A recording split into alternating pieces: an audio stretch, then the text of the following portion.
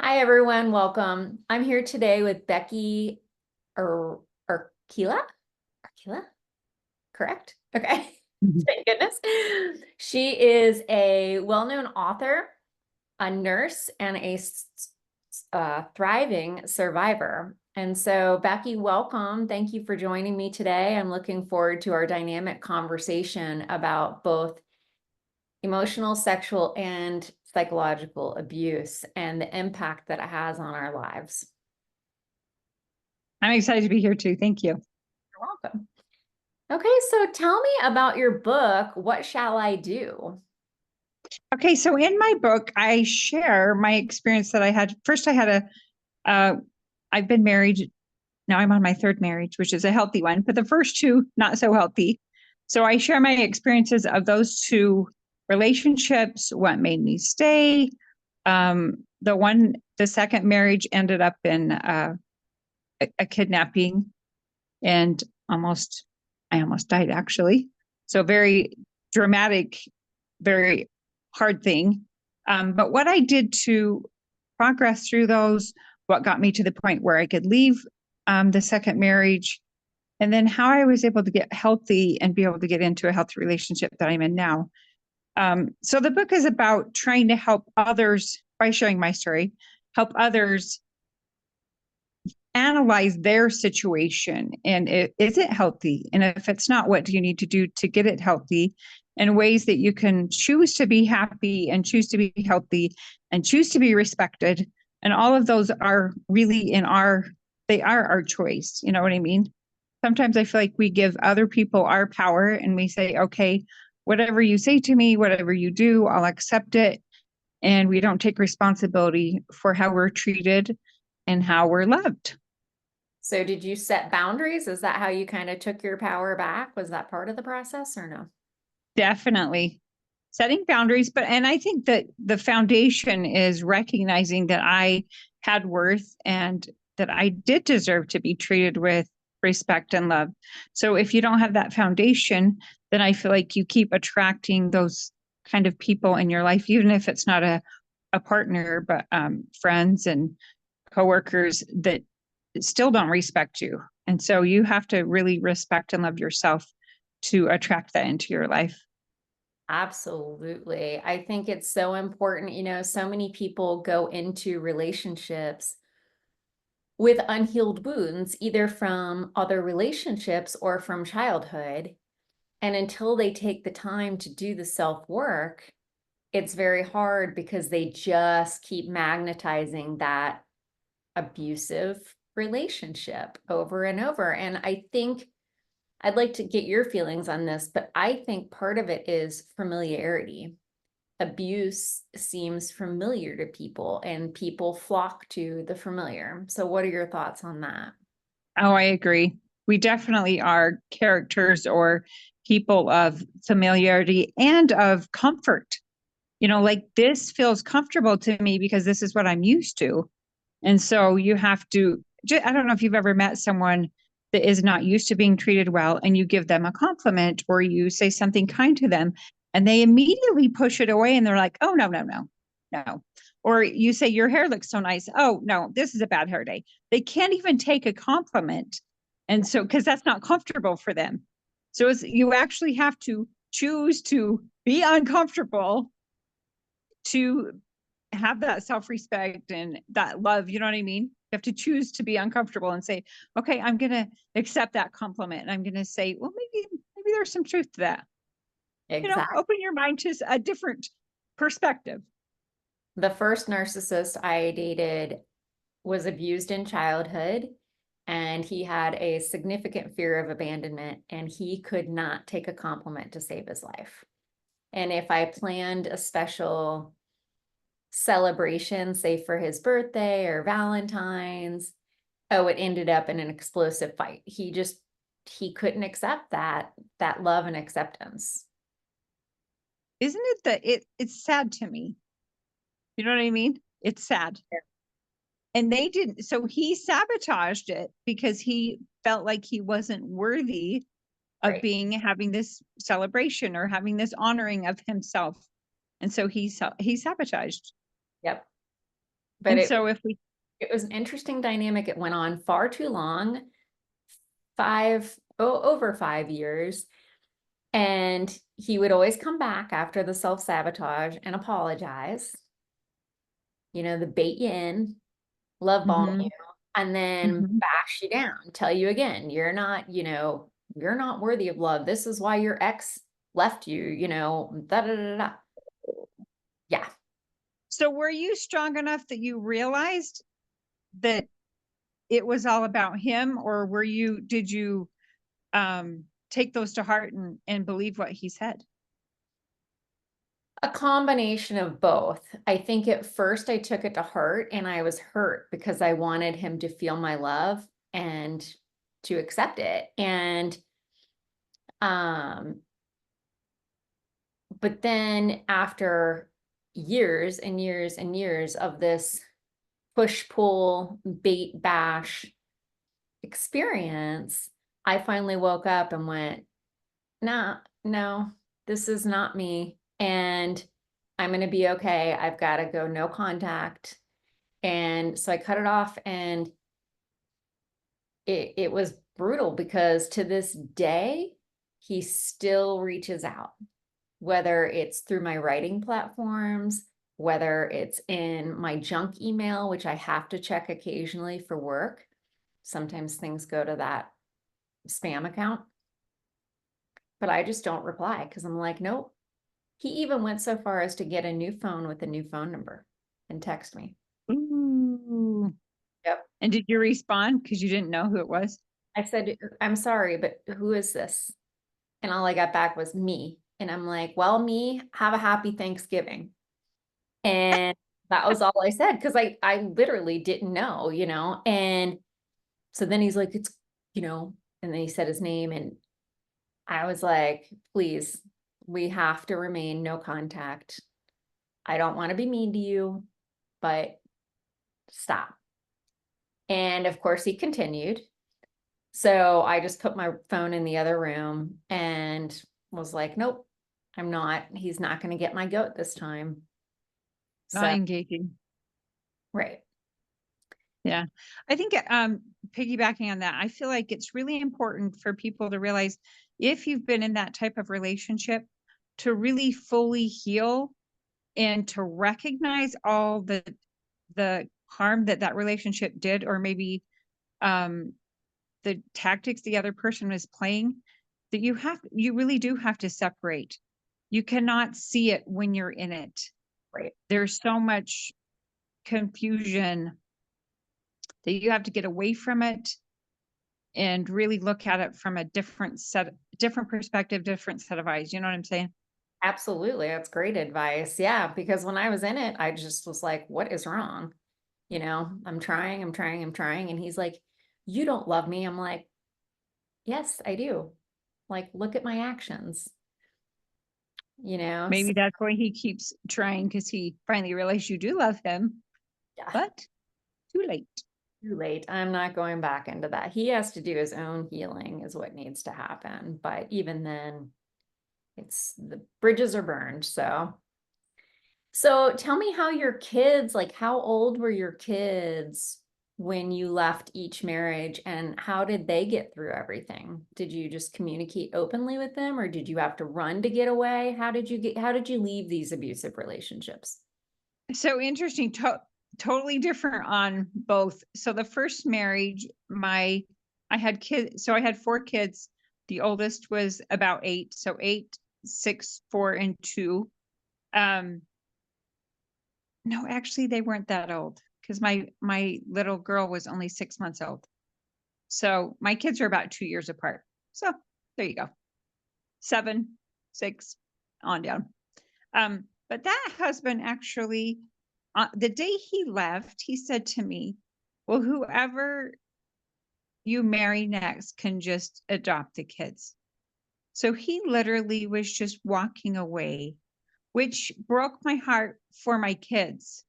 Right. And I did try. I didn't think he really meant it at the time. And so, and we had a very amicable divorce. We, did it on our own.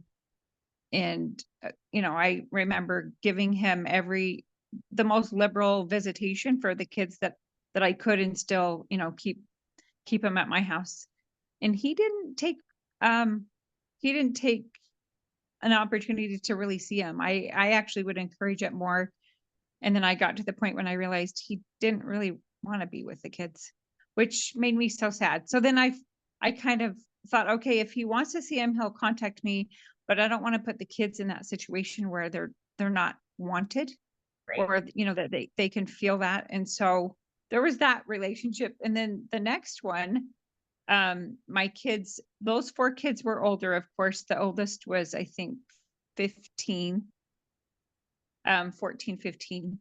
And then I had 2 more boys, Okay. and they had actually been abused also. I didn't realize that till afterwards. I mean, I knew the emotional abuse, but I didn't know some of the other stuff that had happened without me knowing. I have to admit this. I knew something was wrong. You know how you put your head in the sand and you just don't want to see what's going on? That Right. that's what happened. That's one of my biggest regrets as a mom, is that I didn't see, and I rationalized it. I kept thinking if he was only abusing me, it was okay, you know what I mean? But then when I realized it was, of course, it was the kids. I don't know why I rationalized or justified that. You can understand though. Um, but after I got out, then all these things came, started coming up of what had happened to them. So none of us were doing well at the end of that relationship. So you didn't And that they were abused until after you left the relationship. yeah, I mean, but the description of abuse, if he abuses me in front of the kids, that's abuse to them. Right. You know what I mean? Oh, it's So traumatic. Yeah. yeah, so it was happening. I just didn't acknowledge. I feel like in my heart, I knew, but I didn't have any like, well, he's doing this, this, and this. I didn't know that till after, but I think in my heart, I knew there's something going on, because a couple of my kids started having a hard time in school, and the signs of abuse. I started seeing those and trying to figure out what was going on. Anyway, so, Or how but are at the they end of, doing today?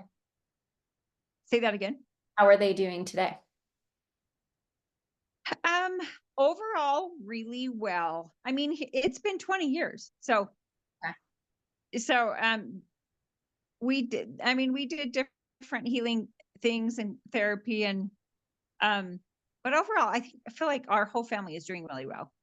Good. They've all, some of them are married themselves, and starting to have children. Some of them aren't, and I hope they do. I'm sure my relationship hasn't helped their commitment issues. But overall, doing really good. Good. And have you forgiven yourself? I feel like I do well, and other times I don't know when it comes to the kids part. You know what I mean? Right. Because when you see the harm that your choices had on your children, Right. then it's hard sometimes. But my kids are so loving and kind, and patient with that whole thing. And That's they don't have feelings towards me. They're just sweet. oh, that's so sweet. Were you a counselor? In your bio for your book, it said RN. I assume you're a counselor? I actually am a neurofeedback therapist. Do you know what that is? No. I know It's a neuro. type of Yeah, it's a type of therapy where you do an EEG, and the brain actually gets to in real time see and make changes to deal with, anxiety and depression and all the different things that we have in our world. The brain actually makes new neural pathways, and it is incredible. So I do that type of therapy, but I'm not a licensed therapist. I do mindset coaching, especially for domestic violence victims, because I feel like I really understand their perspective, and I can kind of call them on stuff and help them gently get to where they're in a better position. Yes. I think, that's sort of the blessing that comes from the curse of having been through Abuse is the ability to truly have empathy with others going through it and to be able to help them navigate and get through the thick of it. Because, I went to a lot of different therapists and none seemed to really understand what I went through. And I even had one who said, well, it only happened once to the physical abuse. I think your marriage is worth saving. And I was like, whoa. I'm like, he almost killed me, he waterboarded me. So I'm like, how do you rebuild trust after that? How do you move forward? And so we tried couples therapy, we tried a lot, but it wasn't going to happen. Do you feel like when you get told things like that, that you doubt your intuition that you've already had? Like you're feeling like, no, this is not a good thing. I need to be done with this. He's not treating me with respect. He's harming me. And then someone says, well, it was only once, so they justify, rationalize, excuse something that wasn't excusable. Right. It's very harmful, and it really makes you, it's sort of, in my opinion, it's, when you're coming out of an abusive relationship, I don't believe a lot in external validation. I believe it needs to come from within. But when you're seeking help from a therapist and then they negate how you feel and make you second guess, like, well, did I do something wrong? And I know I didn't. And he just snapped. And so, yeah, it was very hurtful and difficult to get through. I just want to bring this up because that happened to me several times with religious leaders, counselors, family members. I just feel like it's so important because that is such a tenuous time to be in. First of all, you're not totally sure of yourself anyway, and you've been beaten down and you have, a very small self-esteem.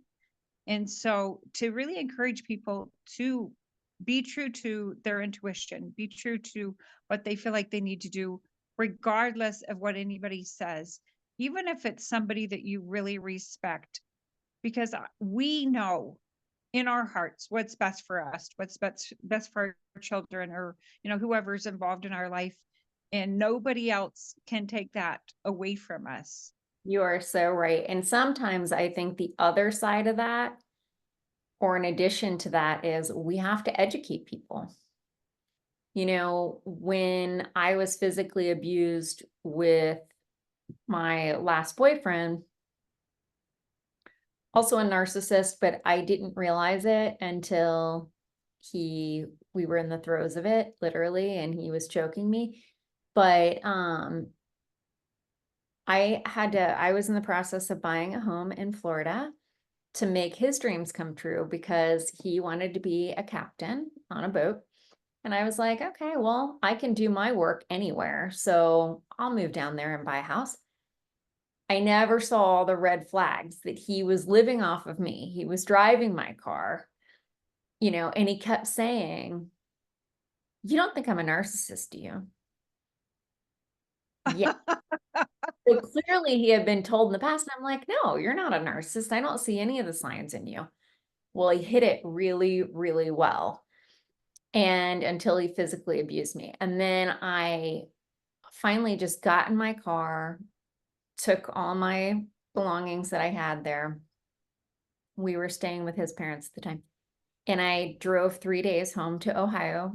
And I told the police officer that I was in close contact with in the Keys, I said, I've got to go home. I need my mom.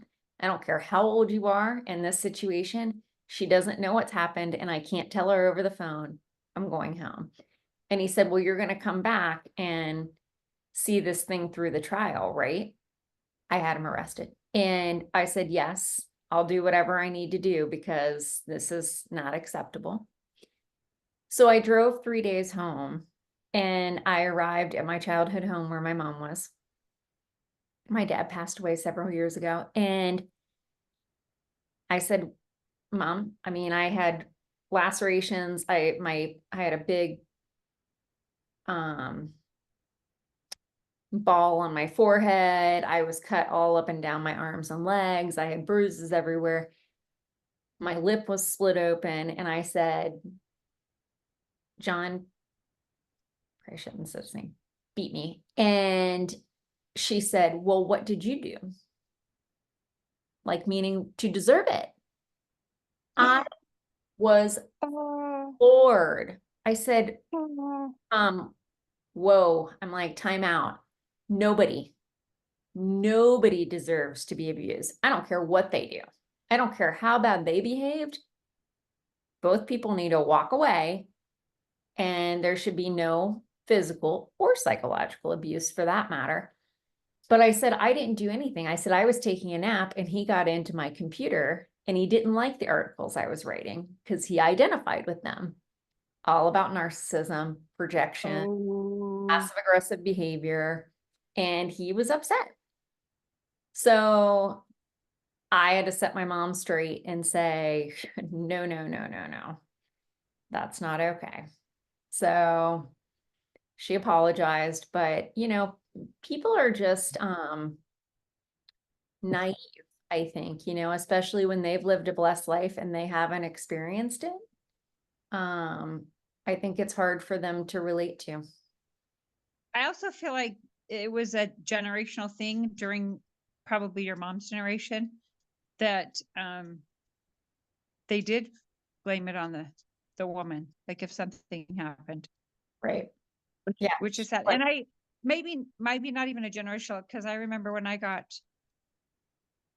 kidnapped and raped and all that other stuff during the trial, I was talking to one of the prosecutors, and they said kind of a question, and it was kind of sarcastic, but basically said that I had done something, you know what I mean? yeah. Which none of it, even if I had done it, they, said that maybe I talked to some other guy, or I don't know. Anyway, even if I had, it wouldn't have justified what he did. You know Right. what I'm saying? But interesting that line of thinking does go around. It does. So what were your trials like? Did you prosecute both husbands that abused you? No, the first one, it was just psychological abuse, and he went off and lived his home life, and I haven't had any contact with him. The second one, it was a criminal trial. I didn't have to do anything. He, the police arrested him, and of course I didn't have to testify, thank goodness. He ended up pleading guilty. But interesting, there was a year that I went through 3 different trials. I was trying to get a protective order, trying to get a divorce, and then the criminal trial. And through the whole thing, it was like in the criminal trial, he had to be so, they controlled his moves and he couldn't say anything. And it was very maintained, where in the protective order, he said any old mean thing he wanted. They never said anything to him. So I felt like I kept getting victimized through that part of it. So I actually wasn't able to start to heal, I don't feel like, until the criminal trial was done, and they, sentenced him to, they actually sentenced him to 15 to life. So he got a 30 to life. Wow. Um, and that was vindication, of course, but it was also a relief, because then I'm like, I know that I'm safe. My kids are safe. They don't have to go see him anymore. That was such a door opened, a window opened for healing, because I think the basis to be able to heal is you have to feel safe. Great. If you don't, yeah, if you don't feel safe emotionally, mentally, spiritually, sexually, you really are on guard and you're not in a space to heal. And so you have to feel safe and I think that's important to realize about kids. They have to feel safe If not, they're acting out, having a hard time, and they're not able to focus on healing and being calm and peaceful. You know what I mean? Absolutely. I know my nervous system was in a constant state of um dysregulation, and I'm doing so much better now, but I still have my moments and I catch myself and I'm like, I shouldn't have snapped like that. And, but we're human. And as long as we have the awareness to see, okay, we're dysregulated, now I can say to whoever I'm with, I'm dysregulated. I can't talk right now. I also think there was a point in my healing where I actually intentionally, have you heard of pushing buttons? People Oh, pushing your buttons. right. Okay, so when my buttons would get pushed, I'm like, what is that button from? What's inside of me? What emotion, what experience is still inside of me that's not healed, that they were able to push that button? Because I don't want other people to have the power to make me angry or upset or whatever. And I think for the most part, people don't intentionally try to hurt you or push your buttons. I really don't feel like that. Occasionally there's a jerk or whatever, but for the most part, people are just bumping around, hitting into you, and Right. they just happen to push your button. And so I intentionally, every time my button would get pushed, I'd go journal about it, figure out why that person bugged me. And that has been so empowering. Because for the most part, I don't feel like I get pushed around anymore. You know what I mean?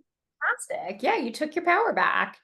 And I I took like that. I like the analogy of pushing buttons. I've always called them triggers, which I think we're saying the same thing in different ways, but I like the oh, analogy totally. of pushing buttons. Yeah. Yeah, Well, and I think it's empowering to realize it's your button, not theirs. right. They, yeah, say they were having a bad day and they yelled at you. You could still walk away and be okay. But what about it made you upset? Did it remind you of an ex, whatever? Did it remind you of your dad yelling at you? I mean, what about that upsets you?